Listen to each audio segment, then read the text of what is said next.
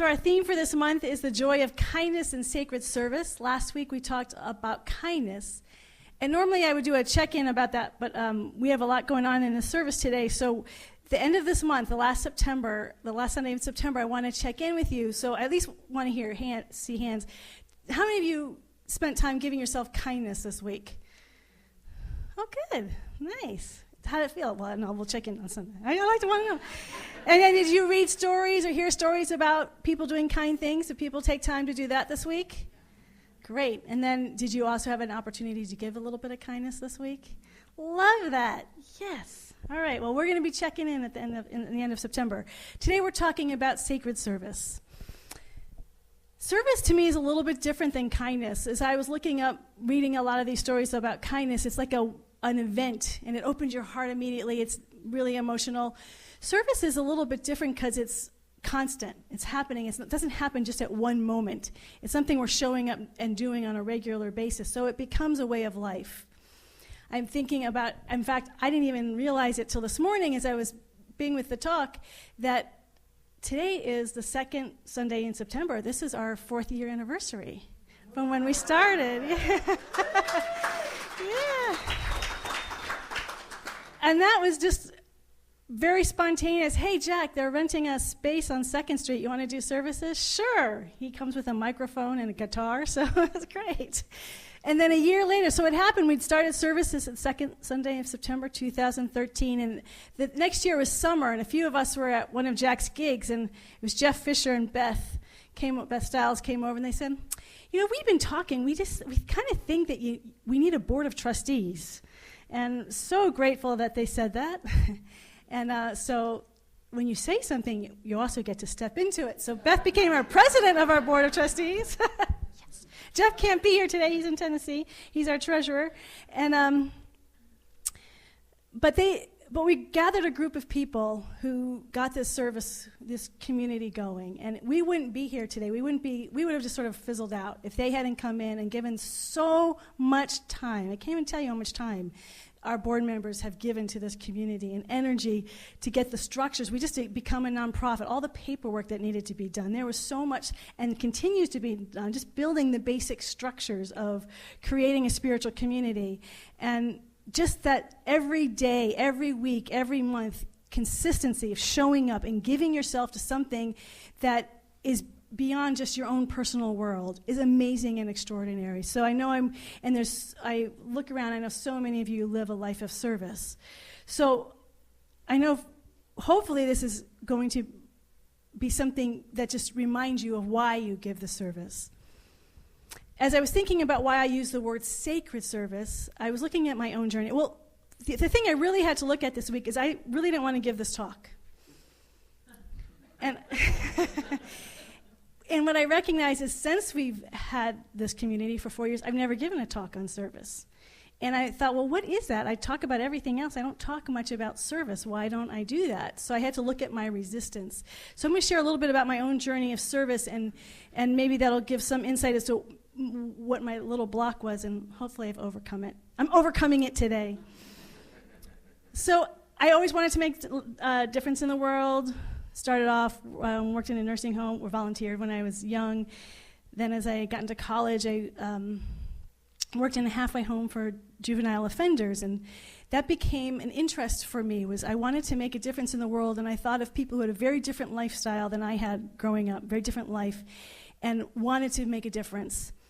So I had started therapy myself, discovering my own inner shadow, and was a psychology major, and I was focusing in on the psychology and the criminal aspect of psychology. I remember doing a research paper on police officers, which totally changed how I viewed what they did and how hard it was, and the just incredible compassion for what that role entails from a person every single day. And then I was also looking at ways to help youth who get into the criminal justice system. So when I went and started volunteering at this halfway home for juvenile offenders, it ended up becoming a job. And at first, I come in with a lot of ideals. I didn't have any experience personally with what they had, the lifestyles that they had come from, but I came with high ideals, with love, with attention, can turn them around. And what I found was that I was completely unprepared was how real some of the violence or the activity real was. And so I'd be with these youth, teenagers, who could be very aggressive or, tough.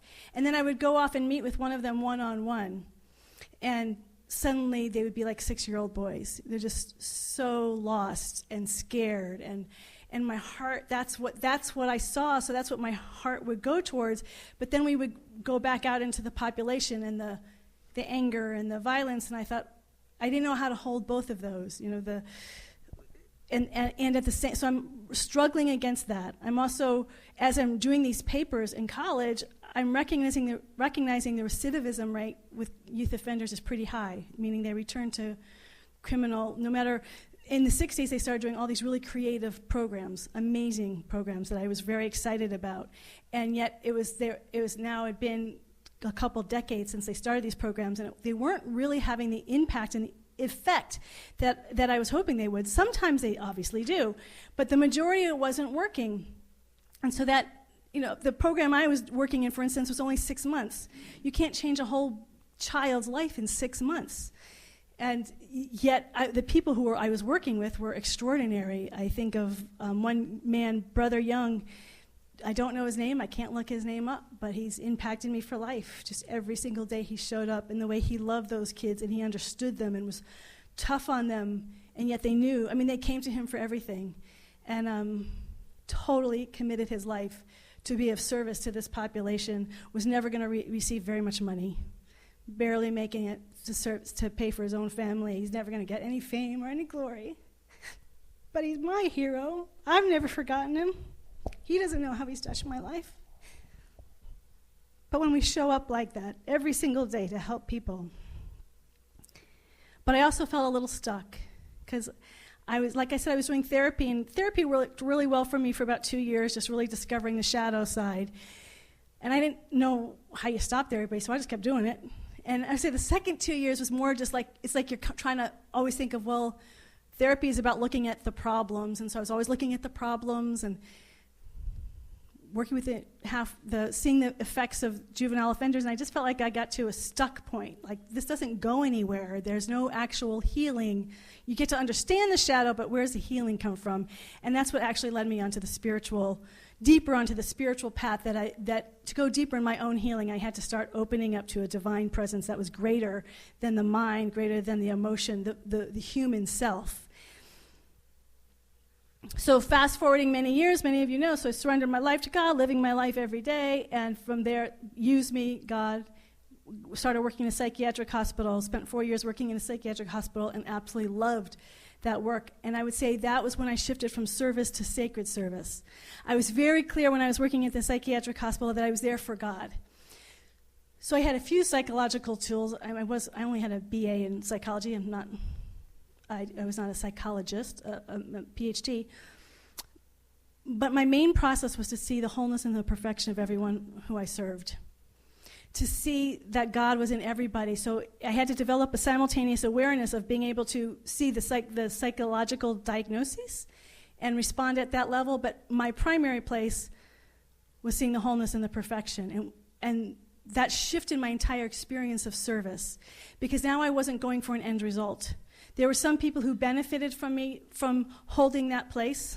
And I held everyone, not just the patients, the staff.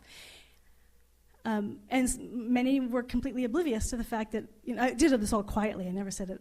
Well, in the Christian unit, I could talk about it, but on the other units, I kept it quiet. But there was so much joy in that service. And that's what we really want to talk about, is that where that joy comes from. Because so much when we start talking about service, it can start to feel like obligation. We can start to feel overwhelmed by it, and it takes away the joy. So what happened for me is I was loving this work, and then I started going to a Center for Spiritual Living, and they said, well, do you want to give service? And I thought, well, I already give service. It's my life. And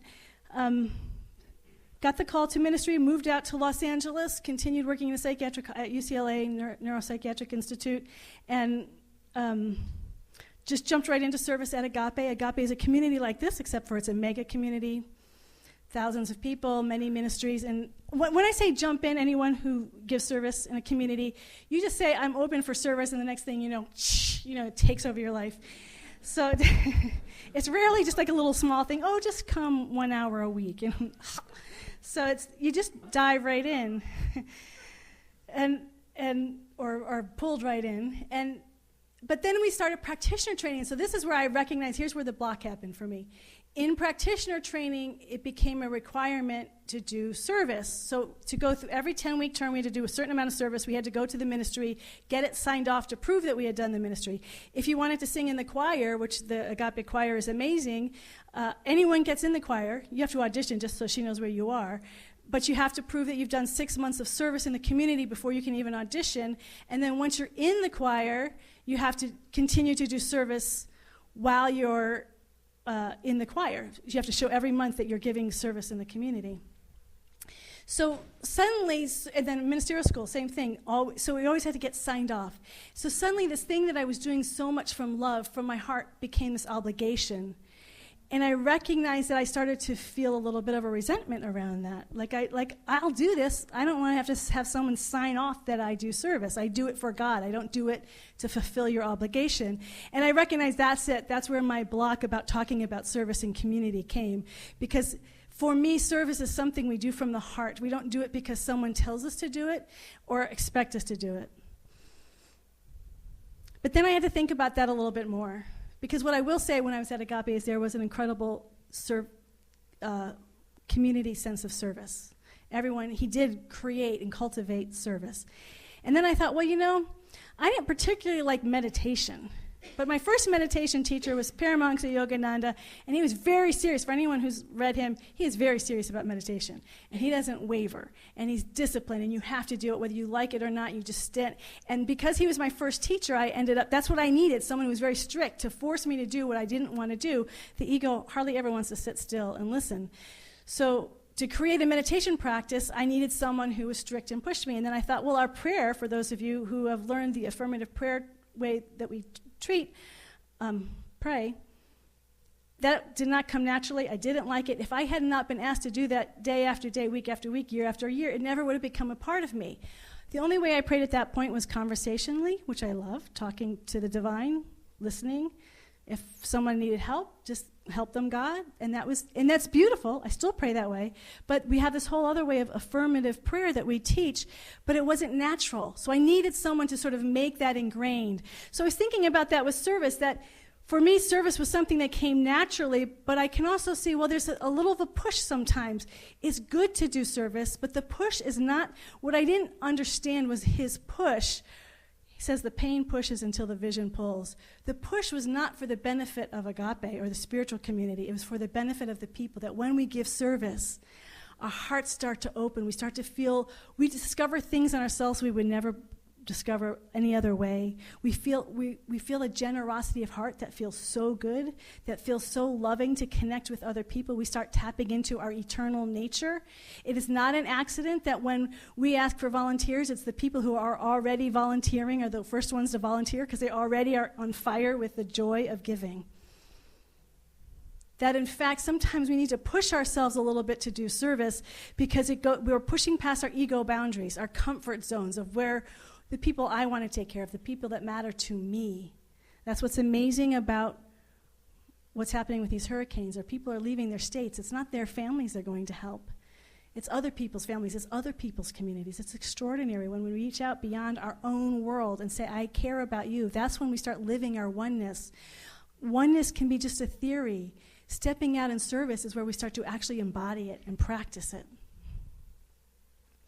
The interesting thing, though, with Harvey and these hurricanes and earthquake in Mexico, and there's so many crises, as we all know, that have been increasing in our world, is that we also get overwhelmed. So obligation can take away the joy. If I feel like I'm doing it to fulfill something external to me, the joy of it only when it really comes when we're doing it from God, in God, through God, as God. But then we can get overwhelmed. Because the one thing we can know is that nothing in this world is ever going to be fixed. Or one thing will be fixed, but another thing will break. That at least since we've lived here on this earth, suffering has been a pretty big constant. And there's there's pain, and we have our own pain. And not only is suffering a constant, here's the other interesting aspect, is anyone who's reached for a dream and achieved it and fulfilled it recognizes that even that isn't fulfilling. That once you have that dream and you fulfilled it, then you start thinking, okay, what's next? Like, I like it, and I'm glad, and I feel really good, and I might enjoy it for a year or two, but then I start tapping my finger, okay, what's next? That nothing of this world is ever going to be fulfilled. Even our dreams will not fulfill us, or they will fulfill us temporarily, but they won't be lasting, and the suffering is constant. So when Irma comes, they're already saying hurricanes after that. We can get exhausted and overwhelmed if the reason what we're giving service is to fix something in the external in time and space. If we think there's going to be an end to need, there's not going to be an end to need. Need it's like this infinite hole, it feels like. It's just constant. And we are always going to be needed. There's always going to be people say, I'm here to serve. Yes, come serve. And you can feel sucked in and exhausted and drained if you are doing it. Or there's two ways you have an expectation externally that you're going to fix people, you're going to fix yourself, you're going to fix other people for good, like there'll never be any problems ever again. Or if you're doing it because soul, even though I know many of you are not necessarily traveling the traditional way, so you know the kingdom of heaven is right here and right now. It's not something in the future. In our mind, we could say, and I should be doing this because I'm a good person, and when you're a good person, good things happen to you. So there could be a reward consciousness behind us. If I do good, I'm going to get somewhat rewarded. I'm going to get like a prize. Or I'm going to be punished if I don't do it. That's the obligation part. People are going to be mad at me. I'm not going to get the things that I want if I don't do it. So we get into the punishment and reward idea. So the reading that we heard today from the Bhagavad Gita, this is what Krishna is teaching to Arjuna. You want to participate fully but without attachment to results. You are not doing it for the reward, and you are not doing it for the punishment. You all know the spiritual principle, why that's true? Because in spirit, there's no need. It's already been given. You already have everything. There's never anything to get more of. There's nothing that can ever be taken from you. That who we are all made in the image and likeness of pure spirit of God, the divine presence within us. That when we know that the wholeness and the perfection and the fullness and the beauty and the harmony and the grace and the peace and the love of all that has ever been and ever will be is already fully alive and in us, through us, as us, in every single moment. There's no time where we can move outside of the presence of God. There's no time where we can move outside of this wholeness and this beauty and this whole creativity and love and peace. That when we are giving from a place of fullness. And when we are receiving, we already have. So we don't have this need. We're not hungering. We're not having a dream. If we want to express, the expression is different than getting a dream because you want the dream to fulfill you. When we know we're already fulfilled, when we already feel our creative spirit, when these guys play music, they already know their creativity. They know their music ability. The joy comes from expressing. The joy comes from expressing from what they already have within them. And that's true of all of us. We're expressing what we already have within us. And that's what sacred service is. We have all these wonderful things, gifts to give. Often we don't even know we have them. That's what, when you come into a community, often you're asked to give things that, I'm like, I have no training in how to do that. Our board, who started, had never been on a church board ever. It's like, hey, Beth, you're president of a board. Well, what does that mean? It's great. And they just say yes, and they just find things within themselves that they don't even know are there. It's beautiful and extraordinary in the relationships as we're discovering who we are on this journey. So it is about sharing and giving what we already are. And what that always comes back to, as we came to last week, is kindness to yourself, taking care of yourself, doing your spiritual practices. This is why we do meditation. This is why we do our prayer work, to connect with the divine presence within us.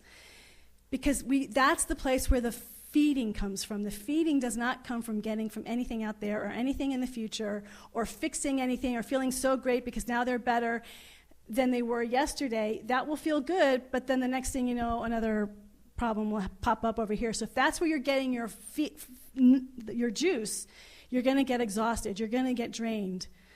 As Shudra Suzuki has said, and I've mentioned it before because it really sticks with me, that when we're tired, it's our ego that is tired because we think we're the ones doing the work. We think we're the ones doing the work, and the thing we're fixing is needing our fixing. But when we start recognizing it is only the Father, Mother, God within us that does the work, that we become the divine vehicle, and we let go of having it to look any certain way. We let go of, Did it work? Did it work? And we just say yes to God. That's where the joy comes in, because that joy is right now. That joy is feeling the connection with God. When people go down, some of you have talked about this, seeing people who have gone down to Harvey to help, their hearts were overflowing. One guy came down from Kentucky, and he was just crying. He said, I've never seen so much love in my life. So he came down to give service, but he was overflowing in the love in that moment, in the midst of the crisis, in the midst of the problem. His heart's overflowing in love and gratitude and joy for the beauty of what he was seeing of humanity and grace. When we open our eyes to see, it's always already there. It's always already there. And that's the energy and the flow from which we come. And that's just concept until we really connect with that divine presence within us. So for the people who come and give service to this community, it's because, why do they do it? They have jobs, full-time jobs, working really hard. Relationships, families, things to do. Why give to a community? It's because we believe in what this community stands for, that this community stands, that we can have a direct experience of that divine love, that we don't need any intermediaries. We don't need to have the right theology. We just have to have love in our heart. We can connect with the divine every time we connect with the love, the deepest and the truest and the purest love in our heart. And from that place, we are a community that stands for love for everybody. We are all inclusive, race, color, creed, whatever religion, whatever sexual orientation, whatever, whoever, whatever, animals, the land, everything is included. There's no boundaries, there are no walls, there are no borders. This love is pervasive. It is unlimited. It is infinite. It has no beginning. It has no ends. There's no place where it stops and something else begins. This love is everything, and that's who we are, and that's what we stand for every time we come together and remind ourselves collectively, even as we do it individually, that this divine is infinitely good and infinitely loving in every single moment, regardless of the conditions. That is sacred service, and that is sacred service given from and as joy. Y'all with me? Yeah. Yes. And I'm feeling that yes from you because you all live it. I know that about you. I'm in this community, and we all get to expand and deepen in our knowing and remembering. So thank you for doing that. This month, as we're continue, I'm inviting you to be kind to yourself. Nothing happens. We don't know love if we're constantly judging ourselves and critiquing ourselves. Be kind to yourselves. Notice when you start judging yourself or critiquing yourself, and let your heart soften. Right? Soften. Accept who you are in every moment. We all have weaknesses. We all have strengths. We're all in this together. No one is perfect. No one is a saint, although we all want to be. We're all both.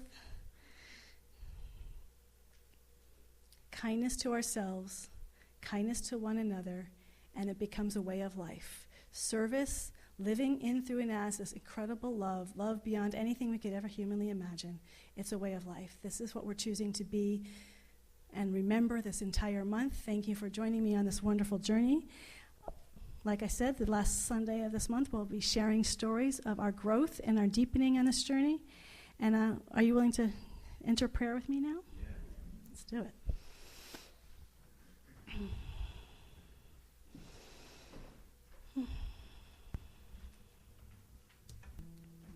And so for those of you who are new to this community, we have something we call an affirmative prayer or prayer treatment. And we say it's affirmative prayer because it's an acknowledgement of that which is. And so we begin with the acknowledgement that this divine, infinite love intelligence is. This presence that I call God, but there are many names. Universe, life, spirit, energy, Brahma. But it is beyond all concept. It is beyond any one word. It is beyond any thought. It is beyond anything we could ever humanly imagine.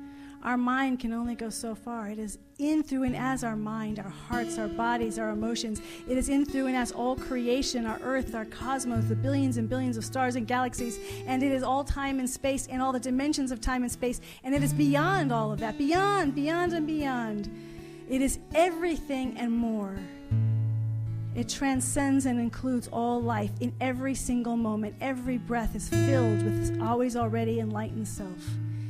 It is not seeking to be more of itself. It is already whole, perfect, and complete in itself right here and right now.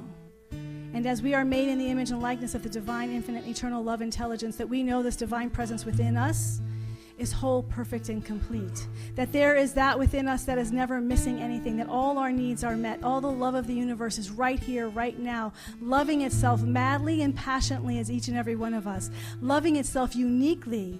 There's no two people that are the same, that each and every one of our souls are uniquely made in this beautiful, diverse, infinite nature of pure spirit, of the one power and the one presence. And we celebrate our uniqueness and our oneness. And even as we know all of this is true for ourselves, we know that we have our weaknesses, those places humanly of time and space that are limited, that are small, and yet all of that is included in this infinite wellspring of good, in this infinite wellspring of love. Our hearts are open into infinity. Our hearts are open into infinity. And in that openness, we hold this entire planet in our hearts. We know there's so much happening. There are so many voices that never get heard. Those invisible people who feel like their pain is not seen or known. And yet even there, we call forth the awareness of the power and the presence of this love is. There is that which cannot be seen or cannot be heard by the human eye or the human ear, and yet there it is, holding and caring for every life force, every life being on this planet. It is to that which we put our energy and our trust. We allow it to infuse our life and to infuse our every waking hour. God is our life. This divine love intelligence is our life, and it is from this place that we express all our unique gifts with the world, not perfectly. In all of our imperfection, we share, we give, our smiles, our generosity of heart. And it is God giving to God. It is God seeing God, God talking to God, God loving God, God serving God, God immersed in its awareness that this is all that has ever been and ever will be. I am so grateful to realize this, to know this that is alive and awake in our conscious awareness here and now.